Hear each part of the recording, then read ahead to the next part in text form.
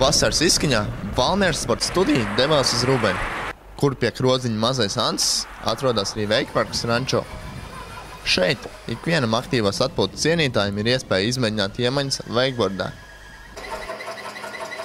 Veikbords ir ekstrēmais sporta veids, kurā braucējs ar dēli tiek vilkts ar troses palīdzību pāri dīķim. Veikošanas laikā braucējs iemācās turēt līdzsvaru un apgriezties braukšanai pretējā virzienā. Tikmēr drosmīgākajiem piedāvāt arī iespēju izbaudīt lēcienus uz dažādu augstuma un formas trampolīniem. Vairāk par veikošanu un iespējām izbaudīt šo interesanto sporta veidu Rubenē mums pastāstīja rančo parka instruktors Jānis. Pastāst varbūt, Jāni, par šo interesanto sporta veidu. Šis sporta veids saucās veikbords. Saistīts ar to, ka mēs paņemam dēli un traucamies pa ūdens virsmu un mēģinām no tā iegūt maksimāli lielu emociju daudzumu. Tas ir prieka emocijas. Un kāda ir atsaucība?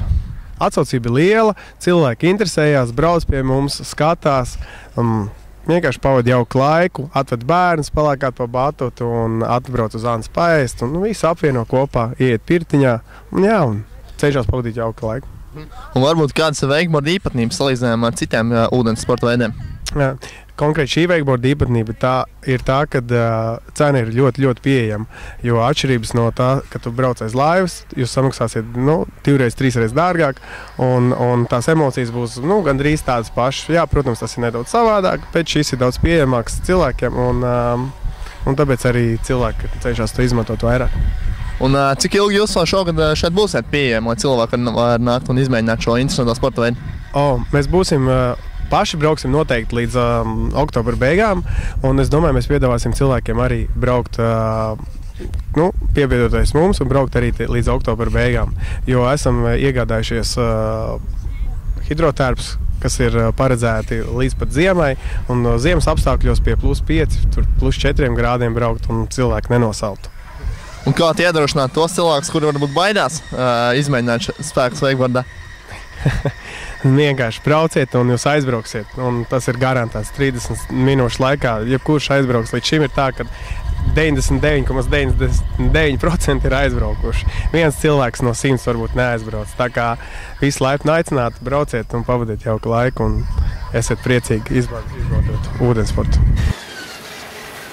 Arī Valmieras sporta studijas pārstāve Elīna nolēma pirmo reizi izmēģināt veikošanu instruktori Jāņa vadībā. Pēc nodotās instrukcijas Elīna devās ūdenī, kur saņēmusi vēl pēdējās norādes par to, kā uzsākt braukšanu.